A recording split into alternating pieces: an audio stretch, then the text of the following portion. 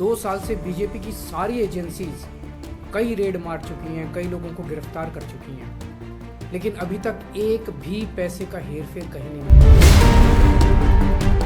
अगर भ्रष्टाचार वाकई हुआ है तो इतने करोड़ों रुपए गए कहाँ?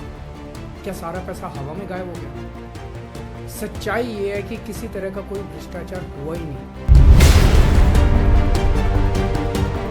ऐसे फर्जी केस में आम आदमी पार्टी के कई नेताओं को इन्होंने अभी तक जेल में रखा हुआ है। किसी के भी खिलाफ कोई सबूत नहीं है, कुछ साबित नहीं हो रहा, खुलेआम गुंडागर्दी चल रही है, किसी को भी पकड़ के जेल में डाल दो।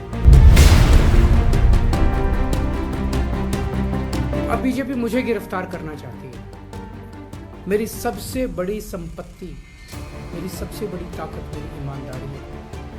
झूठे आरोप लगा के, फर्जी समन भेज के ये मुझे बदनाम करना चाहते हैं। इन्होंने मुझे समन भेजे हैं। मेरे वकीलों ने मुझे बताया कि ये समन गैर कानूनी है। क्यों गैर कानूनी है? ये मैंने इनको विस्तार से लिख के भेजा है। मैंने बताया है कि उनके समन कैसे गैर कानूनी है।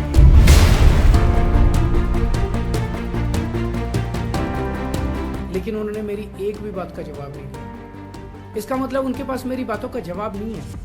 इसका मतलब वे भी मानते हैं कि उनका नोटिस गैर कानूनी है। क्या मुझे एक गैर कानूनी समन का पालन करना चाहिए?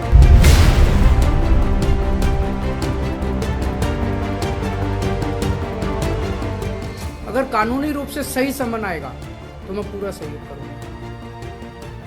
बीजेपी का मकसद जांच करना तो है ही नहीं। इनका मकसद तो लोकसभा चुनाव में मुझे प्रचार करने से रोकना है। ठीक लोकसभा चुनाव के पहले इन्होंने मुझे समन भेजा है। नमस्कार। शराब घोटाला, पिछले 2 साल से यह शब्द आपने कई बार सुना होगा। 2 साल से बीजेपी की सारी एजेंसीज कई रेड मार चुकी हैं, कई लोगों को गिरफ्तार कर चुकी हैं, लेकिन अभी तक एक भी पैसे का हेरफेर कहीं नहीं मिला। कहीं से एक भी पैसा नहीं मिला। अगर भ्रष्टाचार वाकई हुआ है तो इतने करोड़ों रुपए गए कहां? क्या सारा पैसा हवा में गायब हो गया? सच्चाई यह है कि किसी तरह का कोई भ्रष्टाचार हुआ ही नहीं। अगर होता तो पैसा भी मिलता। ऐसे फर्जी केस में आम आदमी पार्टी के कई नेताओं को इन्होंने अभी तक जेल में रखा हुआ है। किसी के भी खिलाफ कोई सबूत नहीं है, कुछ साबित नहीं हो रहा, खुलेआम गुंडागर्दी चल रही है, किसी को भी पकड़ के जेल में डाल दो। अब बीजेपी मुझे गिरफ्तार करना चाहती है। मेरी सबसे बड़ी संपत्ति, मेरी सबसे बड़ी ताकत मेरी ईमानदारी है।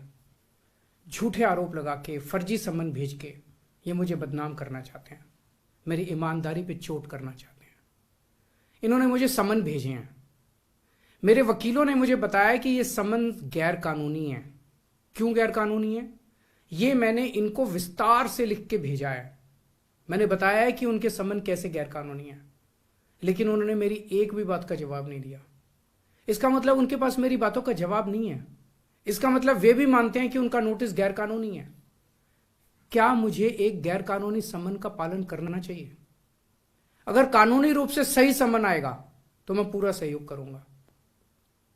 बीजेपी का मकसद जांच करना तो है ही नहीं। इनका मकसद तो लोकसभा चुनाव में मुझे प्रचार करने से रोकना है। ठीक लोकसभा चुनाव के पहले इन्होंने मुझे समन भेजा है। क्यों? इस जांच को चलते 2 साल हो गए। अभी ठीक लोकसभा चुनाव के पहले मुझे क्यों बुलाया जा रहा है? पहले क्यों नहीं बुलाया? सीबीआई ने मेरे को 8 महीने पहले बुलाया था। मैं सीबीआई में गया था, उनके सारे जवाब भी दिए थे। लेकिन अब ये लोग ठीक लोकसभा चुनाव के 2 महीने पहले मुझे बुला रहे हैं। तो बीजेपी का मकसद कोई पूछताछ करना थोड़ी है। इनका मकसद है पूछताछ के बहाने केजरीवाल को बुला लो और उसे गिरफ्तार कर लो, ताकि मैं लोकसभा चुनाव में प्रचार ना कर पाऊं। आज बीजेपी भ्रष्टाचारियों को नहीं पकड़ रही, बल्कि खुलेआम ईडी और सीबीआई का इस्तेमाल करके दूसरी पार्टियों के नेताओं को तोड़ के बीजेपी में शामिल करवाने का काम किया जा रहा है।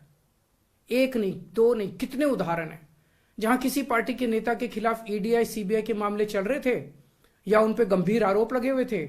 जैसे ही वो नेता बीजेपी में शामिल हुए, उनके सारे पुराने मामले बंद कर दिए गए या ठंडे बस्ते में डाल दिए गए।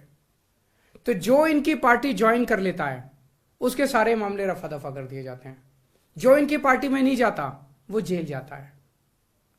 आज मनीष सिसोदिया, संजय सिंह और विजय नायर इसलिए जेल में नहीं है कि उन्होंने भ्रष्टाचार किया है, वो इसलिए जेल में है क्योंकि उन्होंने बीजेपी में शामिल होने से इंकार कर दिया है। आज हम बीजेपी का मुकाबला क्यों कर पा रहे हैं? क्योंकि हमने कोई भ्रष्टाचार नहीं किया। अगर हमने जरा सा भी गलत काम किया होता तो दूसरे भ्रष्टाचारी नेताओं की तरह आज भी हम बीजेपी में शामिल हो चुके आज तो होते आज तक। इस तरह देश के ईमानदार नेताओं को जेल में डाल के और भ्रष्टाचारियों को अपनी पार्टी में शामिल करवा के ऐसे तो देश आगे नहीं बढ़ सकता। ये क्या चल रहा है? ये जो कुछ भी चल रहा है बहुत खतरनाक है। ये हमारे जनतंत्र के लिए बहुत गलत है। इसे रोकना होगा। मैं हमेशा देश के लिए लड़ा हूं। मेरा तन मन धन देश के लिए है। मेरी एक एक सांस देश के लिए है। मेरी खून की एक एक बूंद देश के लिए है। मेरे शरीर का एक एक कतरा देश के लिए समर्पित है। हमें मिलकर देश को बचाना है। मैं पूरी जी जान से इनके खिलाफ लड़ रहा हूं। आपका साथ चाहिए।